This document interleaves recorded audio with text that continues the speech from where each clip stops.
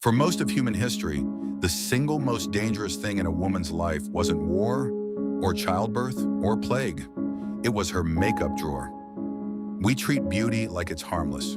A little powder, a little color, a small lie you tell the mirror. But for thousands of years, the price of looking beautiful wasn't your dignity. It was your teeth, your skin, your bones.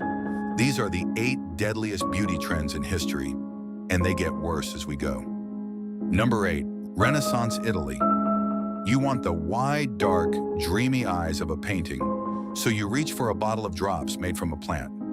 You tilt your head back and you let it fall into your eyes. The plant is called Belladonna. It means beautiful woman. It's also called deadly nightshade, and that name is the honest one. The drops dilate your pupils into huge black pools. For one evening, you are luminous. But belladonna doesn't stop at your eyes. Your heart races, your vision blurs. And if you keep this up, night after night, year after year, the beauty trend quietly takes the one thing you were using it to show off: your sight. Women went blind for a better look across a candlelit room. Number 7, now we move to the Victorians, who had a problem. They wanted to be thin and they wanted to eat. So someone sold them a solution that did both. You swallow a pill. Inside that pill, according to the label, is the egg of a tapeworm. The idea was simple and horrifying. The worm hatches inside you and it eats. It takes your meals so you don't have to think about them. You lose weight while a parasite grows longer and longer in your gut. Whether every pill on the market actually contained a worm is a matter of debate. Some were fakes, but the demand was real. The products were sold, and plenty of people willingly invited something into their body to eat them from the inside for a smaller waste. Number 6, here's the thing about looking pale in the 1500s. Everyone wanted it, and the best way to get it would slowly kill you. The product was called Venetian ceruse, a smooth white paste you spread across your face and neck to look like porcelain. The secret ingredient was white lead. Lead is a poison. Painted onto your skin day after day, it does exactly what poison does. It corrodes the skin underneath. It leaves it gray, cracked, and scarred. And this is where it becomes a trap. Because when the lead ruins your skin, what do you use to hide the damage? More lead. You paint over the rot with the thing that caused it, and you paint a little thicker every time. Maria Gunning, the Countess of Coventry, was one of the great beauties of her age. She refused to stop wearing it. She died in 1760, poisoned by her own face at 27 years old. Number 5, if lead was the poison of the old world, Mercury was its rival, and Mercury had a special promise. It didn't just cover your flaws, it erased them. Mercury creams and complexion pills were sold to fade freckles, blemishes, and spots, and they worked in the way that a fire works on a stain. Mercury peels away the top layer of your skin, so of course the blemish is gone, so is the skin. But you don't stop at the skin. Mercury builds up in the body and goes for the nervous system. Your hands begin to tremble. Your teeth loosen and fall out. Your kidneys fail. People chased a clear complexion until they couldn't hold a cup of tea without shaking. Number 4, you'd think eating poison on purpose would be a hard sell. It wasn't.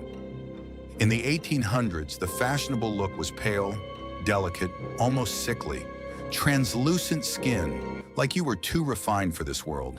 And there was a product that got you there. Arsenic complexion wafers. You ate them.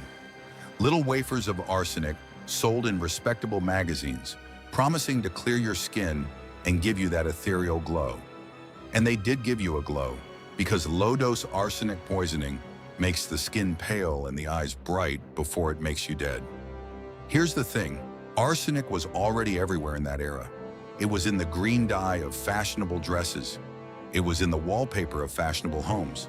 So a woman could wear arsenic, decorate with arsenic, and then eat arsenic for dessert, all in the name of looking lovely. The body count from Victorian arsenic was never one thing. It came from every direction at once. Number 3, now we enter the 20th century and the poison becomes invisible. In the 1920s and 30s, a woman's problem was unwanted facial hair, and a machine promised to solve it forever, the Tricho system. You'd go to a salon, sit in a chair, and let the machine bathe your face in X-rays until the hair fell out. And it worked. The hair was gone, permanently. That was the selling point. What the salons didn't understand, or didn't say, was what else the radiation was doing. Because the damage from an X-ray doesn't show up that afternoon. It waits. Years later, the women who'd sat in those chairs developed scarring, deep ulcers, and cancers across their faces and necks. The man behind many of these machines, Albert Geyser, sold beauty by the dose, and the dose kept collecting long after the hair was gone. Number 2. But it didn't stop there, because in the early 20th century, radiation wasn't a warning. It was a miracle, and the beauty industry sold it with a smile. Radium was the wonder of the age. It glowed. It was science. It was expensive. So naturally, they put it in face cream. A French line called Thoradia sold radioactive face powder and cream, its packaging featuring the reassuring face of a doctor. There were radium tonics, radium soaps, radium hair treatments, all promising to energize your skin and make you glow with health. And they did make you glow. That was the horrifying part. You were rubbing a radioactive element directly onto your face every morning and paying a premium for the privilege. People believed that the faint warmth of radioactivity was the feeling of youth returning. It was the feeling of the cells in your face being destroyed. Number 1. And that brings us to the worst of them all, because the deadliest beauty trend in history wasn't something women put on their own faces. It was something they were paid to make beautiful for everyone else. In factories in the 1910s and 20s, young women painted watch dials with luminous radium paint so the numbers would glow in the dark. It was clean, respectable, well-paid work. The paint was so fine that to keep a sharp point, they were told to shape the brush with their lips. Lip, dip, paint, all day long. They swallowed a little radium with every stroke.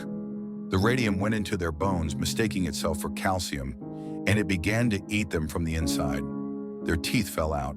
Their jaws grew soft, then broke, then dissolved. Doctors called it radium jaw. Some of the women glowed faintly in the dark on their way home from work. When they got sick, the company insisted radium was harmless and blamed the women themselves. So the women sued. Dying, some of them too weak to raise their arms to take the oath, they took the company to court and won, forcing the world to admit that this beauty had been killing them. They reshaped labor law with what was left of their lives. They were buried in lead-lined coffins. And to this day, if you bring a Geiger counter to their graves, the needle still moves. Here's what all 8 have in common. Nobody in this story thought they were being reckless. They thought they were being modern, refined, scientific. Every one of these poisons arrived dressed as progress, with an advertisement and a smiling expert and a promise. The trends changed. Lead, mercury, arsenic, radium, each one certain it was the safe one, right up until it wasn't. And it's worth wondering quietly, which of the things we rub on our faces today will end up on somebody's list 100 years from now? That's the stuff the textbooks leave in the footnotes, the small, strange, unglamorous ways the past actually killed people. We dig them back up here at Stinky Footnote. If you'd like to unearth a few more of history's weird little details, stick around. There are always more footnotes.